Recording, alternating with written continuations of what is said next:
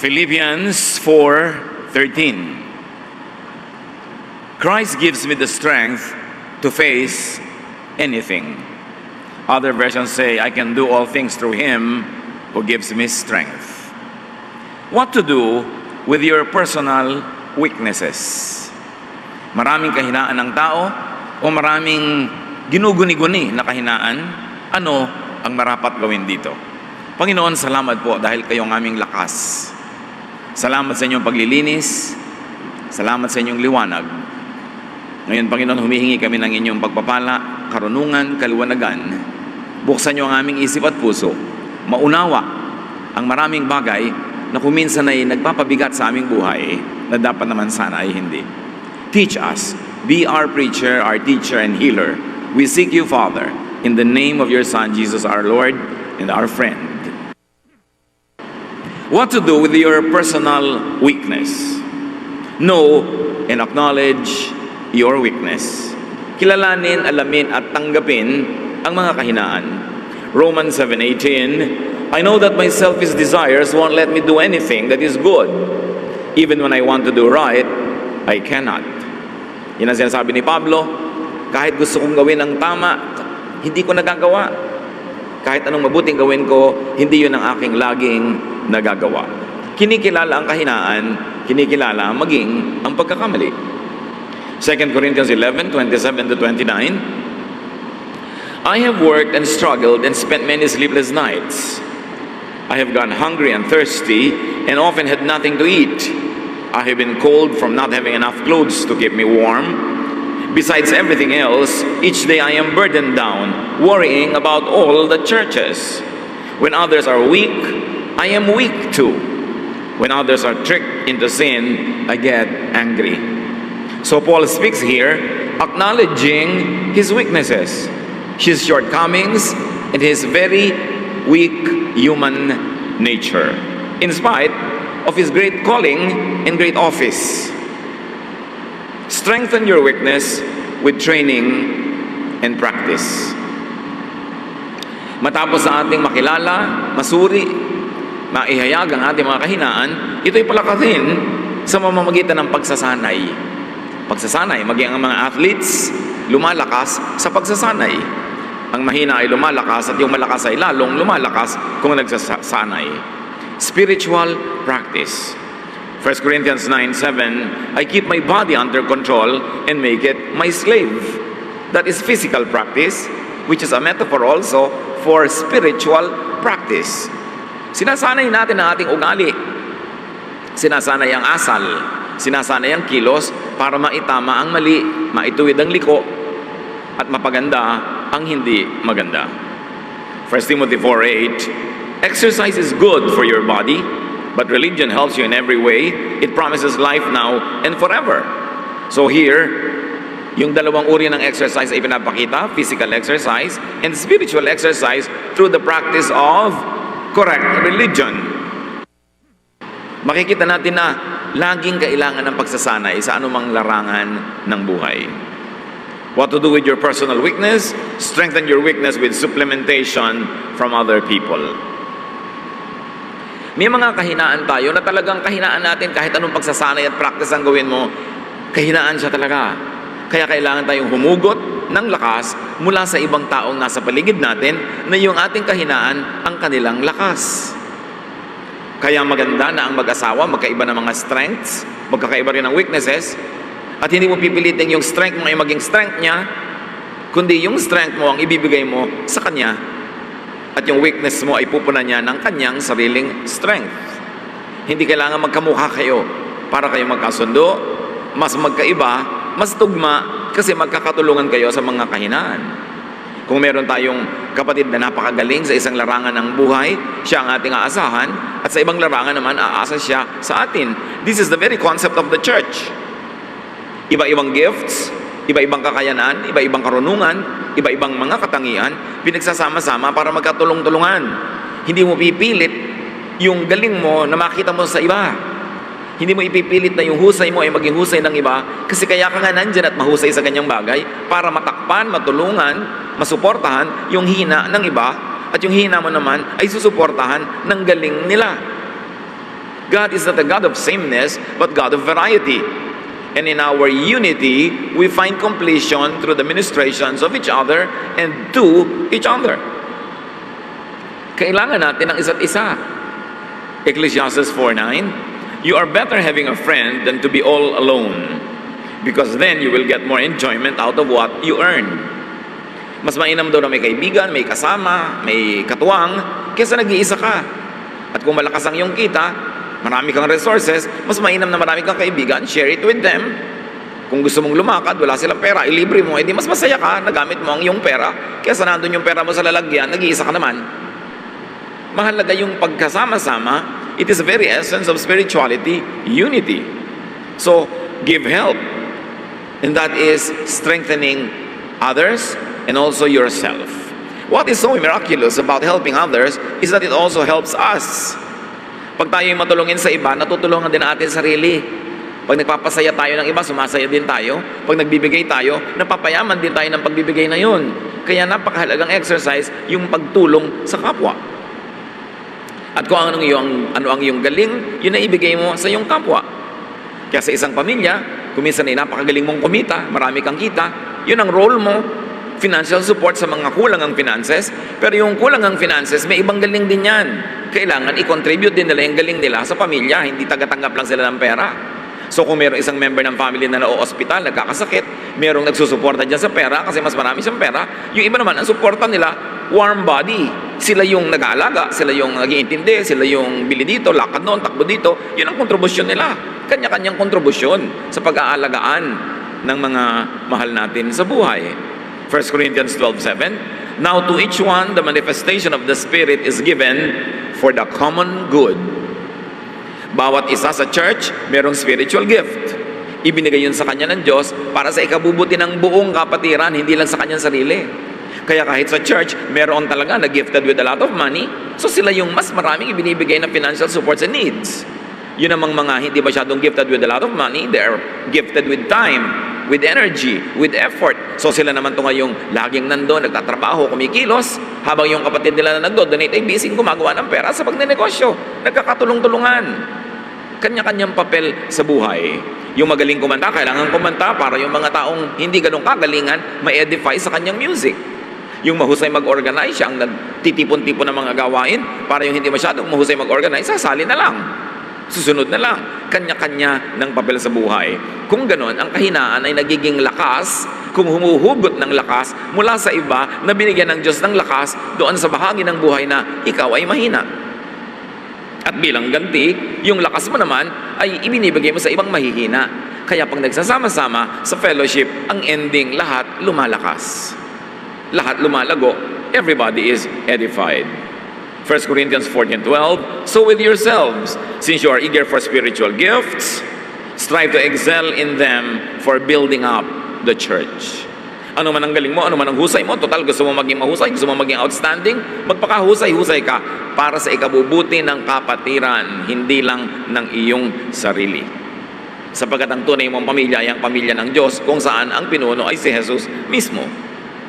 So what to do with your personal weaknesses? Strengthen your weakness with supplementation from God, from Jesus, from the Father and from the Son. Philippians 4:13, Christ gives me the strength to face anything. Walang mananampalataya na mahina, sapagkat ang tunay na pananalig ay ito. Yung hina mo, iniaasa mo kay Kristo, at ang lakas ni Kristo ay nagiging lakas mo. This is the strength to change, kung dapat mag-improve, or the strength to accept what can't and shouldn't be changed. Dapat malinaw dito mga kapatid. May mga kahinaan tayo na dahil sa ating pananalig at pagsunod kay Jesus ay napalalakas. Pero may mga kahinaan tayo na dahil sa pananalig natin kay Jesus ay di na pinipilit palakasin, kundi iniaasa sa pag-ibig, pagpapatawad at walang patakarang pagtanggap ni Jesus. Dapat malinaw yon. Hindi ka pumupunta kay Jesus para lang baguhin ka niya, kundi pumupunta ka kay Jesus para tanggapin niya ng walang patakaran. Yun ang tunay na pag-ibig ng Diyos. Marami kasi merong paniniwala that you join religion to be changed. Well, in practice and in history, that has been the case. Religion has become a reformatory institution. But true spirituality is God accepting you, not God changing you. It is religion who changes people. It is religion who wants to change people so that the people could be controlled, so that behavior could be managed and engineered. Kaya naging kakambalagi ng palasyo ang relihiyon, ang mga political leaders at spiritual leaders ay laging magkakasabwat at nagtutulungan sa pagkontrol sa mamamayan. At ito ang dapat nating linawin, mga Kristiyano. God is not in a business of changing you, but God is in the loving business of accepting you. At sa pag-respond mo sa pag-ibig na yun ng Diyos, ikaw mismo ang nagbabago sa iyong asal, sa iyong gawi, sa iyong mga ugali, within what your natural self can allow.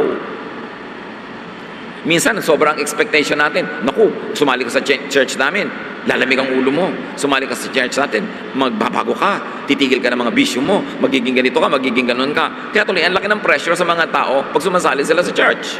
O kaya, ang laki na lang ng takot nilang sumali kasi baka sila biglang baguhin o hindi nila makayang mabago at sila ay mabigo. Baluktot ang pananaw natin sa true spirituality. Jesus accepts us. And in response to that love, we begin to calibrate our behavior to the point that we follow in His footsteps. But that is our decision. But the business of Jesus is to accept us and to love us and to cleanse us. Pero hindi yung, ayan, Pastor, pasalihin nyo nga pong anak ko sa retreat para bumait. Ano yung retreat? Reformatory institution.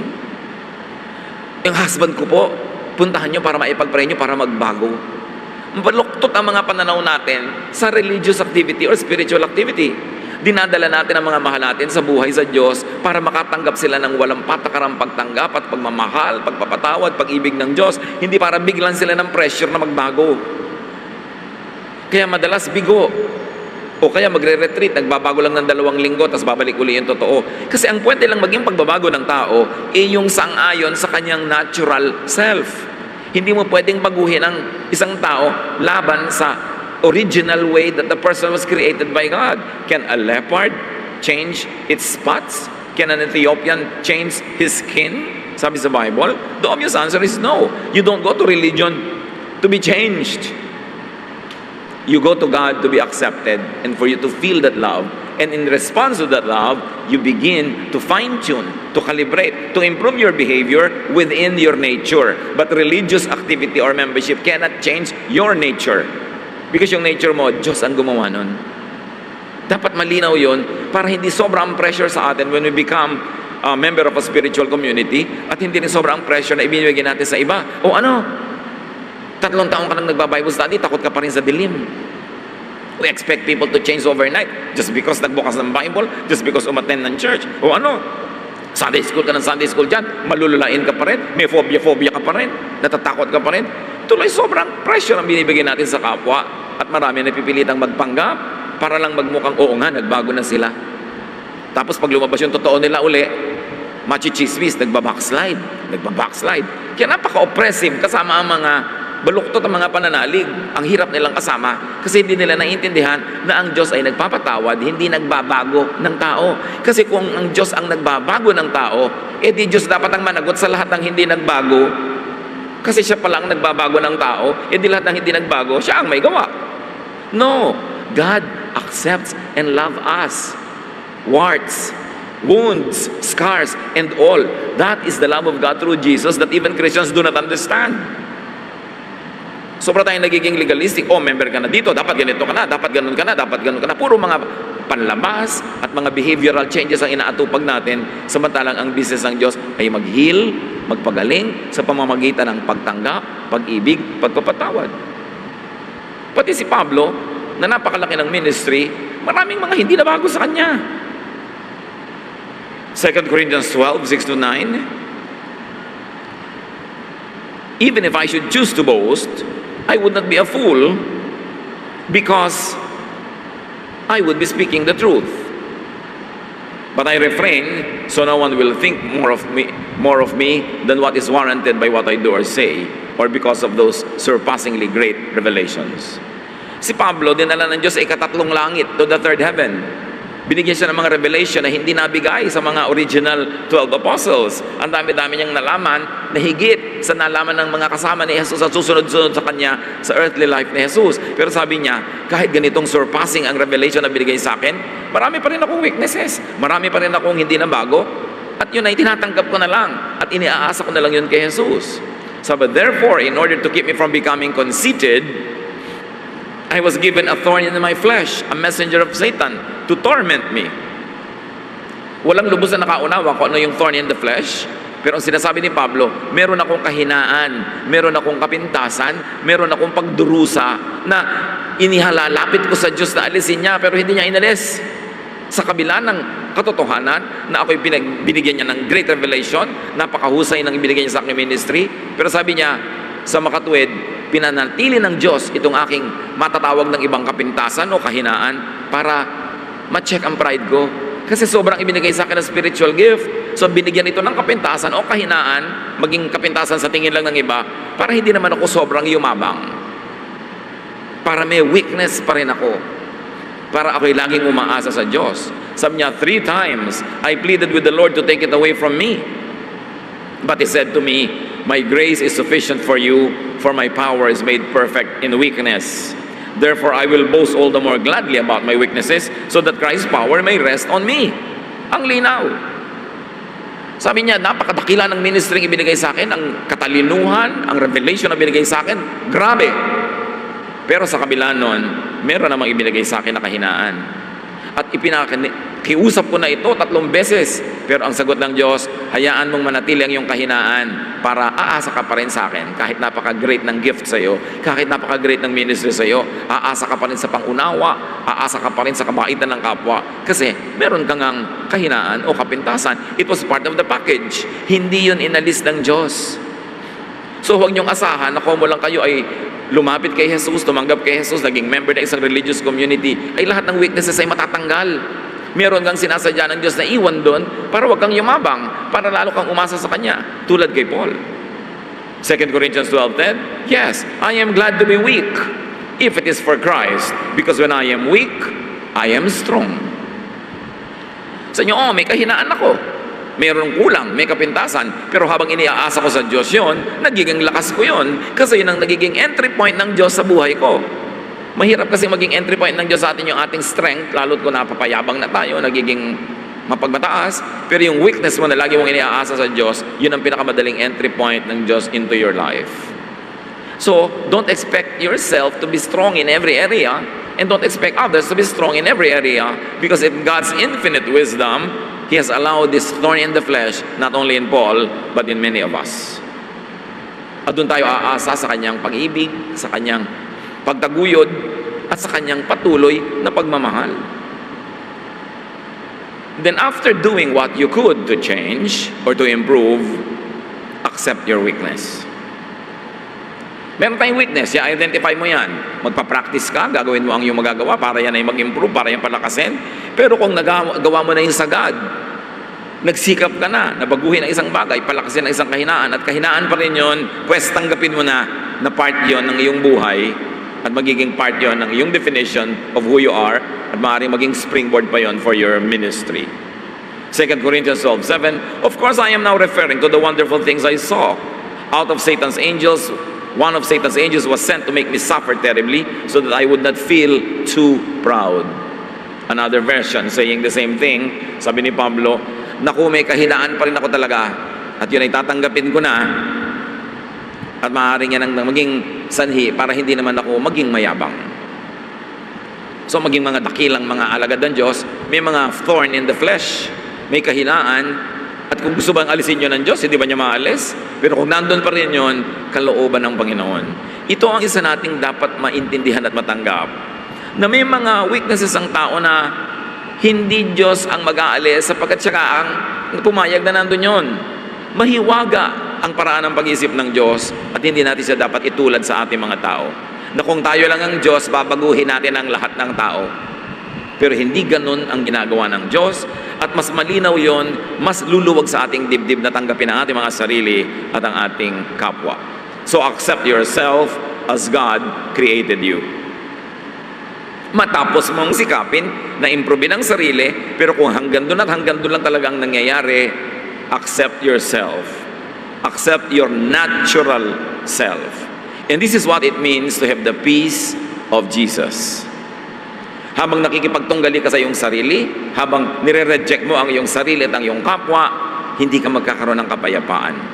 Laging hati ang iyong loob at laging meron kang agam-agam. Pero ang sabi ni Lord, my peace I give to you, not as the world gives, do I give. Ganon. Do not be afraid. Do not let your heart be troubled. I have overcome the world. So yung mga kahinaan natin, yun ay charge to Jesus. Yun ang ibig sabihin na meron tayong tagapagligtas. Hindi tayo ang nagliligtas sa ating sarili. So, real Christian spirituality is not a reformatory institution. It is acceptance because of love, because of the love of God. Ang tunay na paglapit sa Diyos ay hindi yung babaguhin mo yung sarili to the point na pasado ka na sa standard ng Diyos. Ang tunay na paglapit ng Diyos ay babaguhin ang iyong attitude about even yourself. Mamahalin at tatanggapin ka ng Diyos. Kaya maraming tao, lalo nang nag-religion, lalong nag-guilty. Nung naging religious, lalong bumigat ang kalooban, lalong lumungkot, lalong nagiging hypocritical, laging maging mapagpanggap. Kasi akala niya, kung mo lumapit ka na sa Diyos, change ka na. Eh hindi naman talaga totoo. So nagpapanggap na nag-change. At nakakaroon ka ng sakit pag lagi ka nagpapanggap.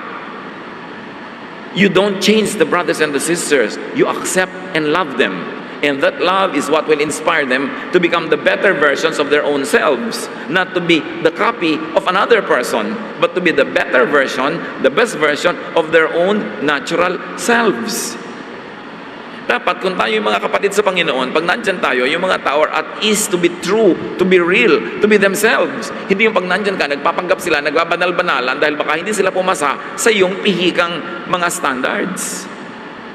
Kaya nakakaroon ng kapahingahan ng tao pag tunay niyang natatagpuan ng Diyos dahil ang natatagpuan niya ay ang pag-ibig at pagtanggap ng Diyos na maging ng mga kapatiran. Ang mga kapatiran sa church, hindi ka dapat parang pulis na laging nag-iimbestiga, nagmamanman sa kabanalan ng iyong kapwa. At pagkatapos pag-uusapan at uhusgahan yung mga bumabagsak sa iyong standard. Coming to God is receiving His forgiveness, His unconditional love and acceptance. Not being forced into conforming to certain religious standards. Yun ang religion. Kaya magkaiba dapat yung organized religion sa true spirituality. Because in spirituality, you find freedom. You rest. You relax. Kaya sabi ni Jesus, come to me and I'll give you rest. Why? Because I will accept you. Because I will love you. And that is the same thing you should give to your brothers and sisters. Rest. Hindi yung binubuli-buli mo, pinipilit-pilit mo na sumunod sa mga kabanalan at guni-guni mo na mga imposibleng mangyari this side of eternity. So accept yourself as God created you, and then you will be free, and then you will find rest, and then you will have peace, and then you will be inspired to love others as well.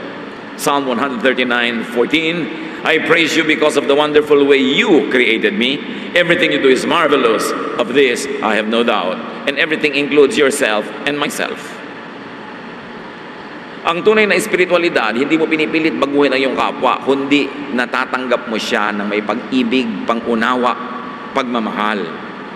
At yung pag-ibig na yun ang magbibigay sa kanya ng inspirasyon na ayusin, ituwid ang liko, at magbago ayon sa kaya ng kanyang naturalesa. Pero hindi mo pwedeng baguhin yung nature.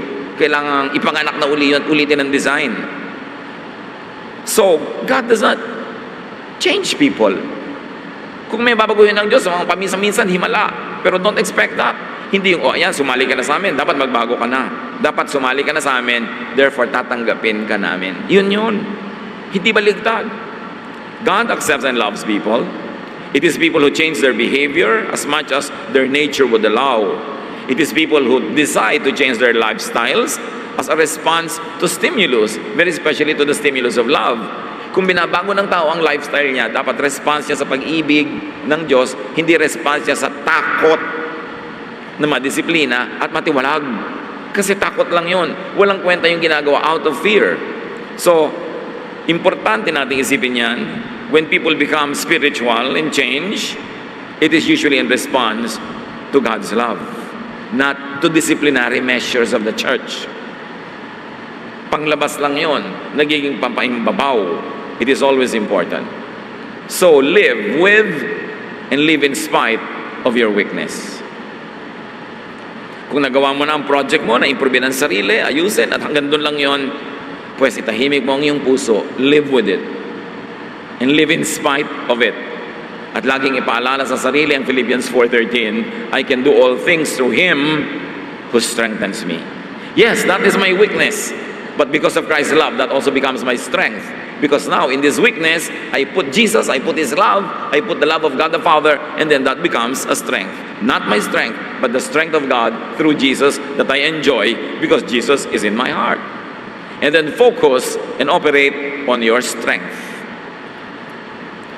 Mga kapatid, ang binibigyan natin ng focus sa ating kapatiran ay hindi yung mga kasalanan at kakulangan ng kapwa, kundi ano yung mabuti at maganda sa kanila, at yun ang itanghal, yun ang itaas, at yun ang i-celebrate.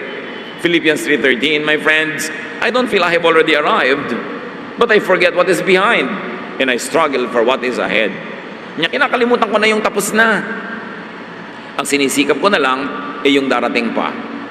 Pagkatapos ang hilig-hilig ng mga Kristiyano mag-testimony na uungkatin, bubulat-latin ang lahat ng baho nung nakaraan pa. Bakit pa? It is a Western psychology. Ang mga Western people, mahilig silang bulat-latin yung past para magkaroon sila ng catharsis, para magkaroon sila ng luwag ng dibdib. Kaya ako Kristiyano na ngayon, ito ang dati kong buhay, ito mga pinaggagawa ko. Hindi bagay sa ating mga Pilipino yung ganoon kasi meron tayong pangingimi na salingin at galawin yung mga ganoon masasela na mga bagay. Sa pagkopya naman natin sa mga Amerikano, pati mga testimony nila, ginagawa natin sa mga churches na pagchichismis ang patuloy pagkatapos. At pagkatapos, pagka napabalik ka sa dati mong buhay, machichismis ka na mag-backslide. Kaya hindi tayo mahilig yan sa mga testimony. Why celebrate and why make a big deal out of what's already past? Charge to the cross, it's finished. Sabi ni Paul, yung tapos na sa akin yan. Iniiwan ko na yan. Ang inaatupag ko yung darating pa. Napakahalaga na suriin din naman pinaggagawa natin sa mga churches. Ito ang aking buhay. Ito ang mga karumihan ko. Ito ang mga pinaggagawa ko. Bakit pag-uusapan pa mga ganun? Mga Amerikano mahilig doon. Pero hindi natin kailangan kopyahin yun. Hindi yun bagay sa kultura ng mga taga-asilangan. Sensitive kasi tayo sa ganun mga bagay. Ephesians 4:28-29, sabi niya, total, nasa Panginoon ka na. If you're a thief, quit stealing. Be honest and work hard so you will have something to give to people in need. Stop all your dirty talk. Say the right thing at the right time and help others by what you say.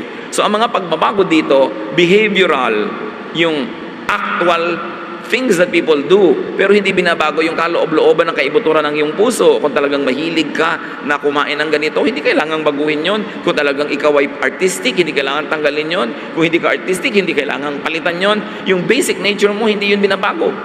Ang binabago lang natin yung outward behavior, especially that which affects people in a negative way. So sabi, kung dati ka magnanakaw, tumigil ka na magnakaw. Baliktarin mo yon, magtrabaho kang mabuti, sumobra ang kita mo, tumulong ka sa mga nangangailangan. Kung dati kang gumagawa ng mga mali, itama mo na para imbes na nasasaktan mo ang kapwa ay natutulungan mo sila. Pero yung ikaw bilang isang tao, yung kaibuturan na yung kalooban, hindi binabago kasi Diyos ang nagbigay nun.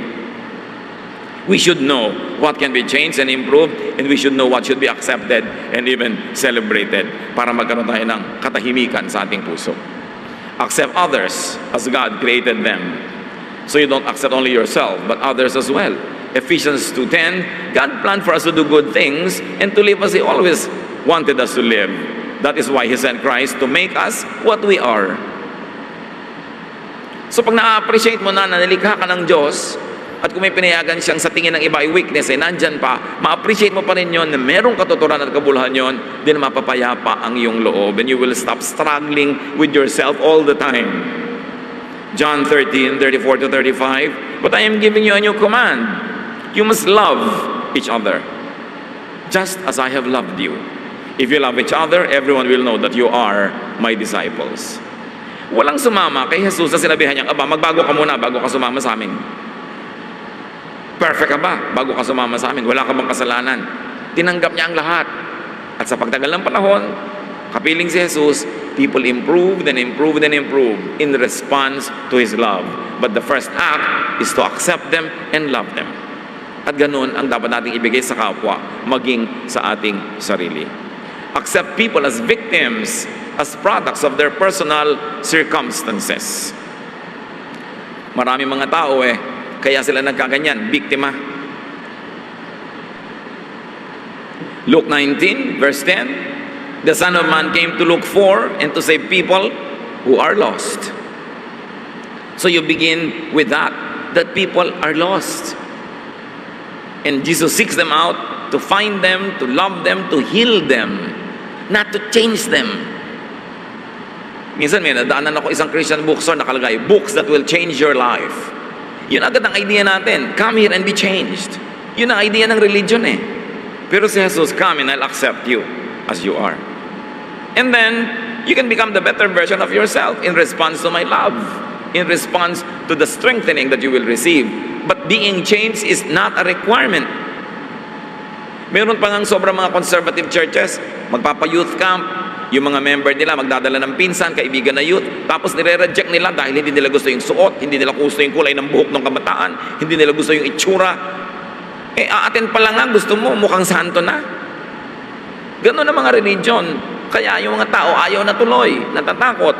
Samantalang, people need love, especially when they don't seem to deserve it. Hindi sa simula pa lang pinipili mo na agad. That is the way of the Pharisees. Laging nanguhusga, laging hindi ka pwede, hindi ka banal enough. John 8:11, sabi ni Jesus sa babaeng, babatuhin sana ng mga tao, did anyone accuse you? No, sir, the woman answered. And that's because Jesus defended the woman. Then Jesus told her, I am not going to accuse you either. You may go now. Masarap kasama si Jesus. Kahit sabihin pa niya sa iyong sin no more. Pero hindi niya ginagawang kailangan, sinless ka na bago ka lumapit sa akin. Sabi niya, I'm not going to accuse you. I will love you. This is the Jesus that we should know. This is the Jesus that had been hidden by the church from people, because ang laging inuukil-kil ng mga churches sa mga tao is the strictness and the law of Moses na tinakpanan ng law of love ni Jesus. Gaano kahirap maintindihan yun? Personal weakness should be recognized, strengthened, and turned into strength. Turn every disadvantage to an advantage. Mga kapatid, gusto kong ulitin ito.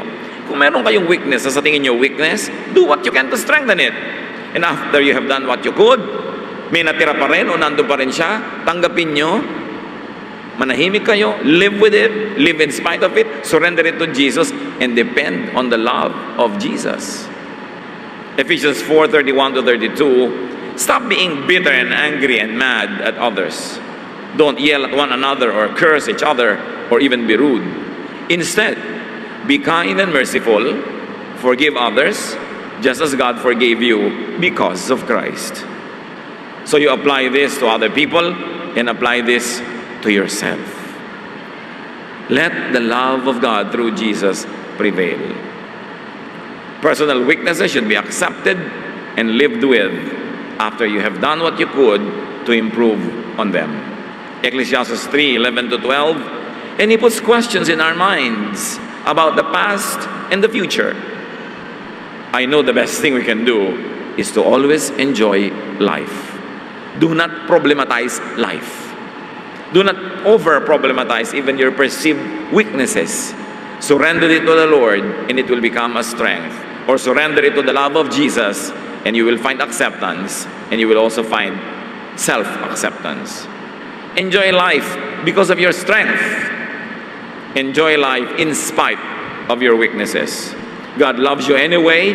God loves you anyhow. And this is the peace of Jesus. Dear God, teach us to identify correctly our weaknesses, surrender them to you, get strength from you, O Lord, and improve ourselves. And in areas, O Lord, where our weaknesses remain in spite of what we try to do, teach us to be at peace with ourselves, to accept ourselves and others, and to go on living, focus on our strengths instead, and focus on the strength of others also. Patawarin mo kami, Panginoon, kung kami nagiging mapanghusga sa kapwa, maging sa aming mga sarili. Turuan mo kaming umasa, manalig sa inyong pag-ibig, sa inyong pagtanggap. At itong pag-ibig at pagtanggap na ito, ang siya rin naming magamit na pamantayan sa pakikipagkapwa, sa pakikitungo sa aming mga kapwa-tao. Turuan mo kami, Panginoon, na mapanatag ang loob, na matapos sa aming pagsisikap to keep improving, matanggap namin yung mga areas that will remain what is called a weakness. And that is where we depend on you, on your forgiveness, on your love, on your care, and on your support. Father, teach us to be restful, to be peaceful about ourselves and others. Pagbulay-bulayan natin ang kahulugan nito sa ating buhay, mga kapatid. Find very practical applications in your very own life, how you can find rest in spite of personal weaknesses. Lord, as your people remain silent before you, finish this message personally for each one. Speak to us. We thank you in the name of your Son, Jesus. Let's be alone with the Lord in silent reflection.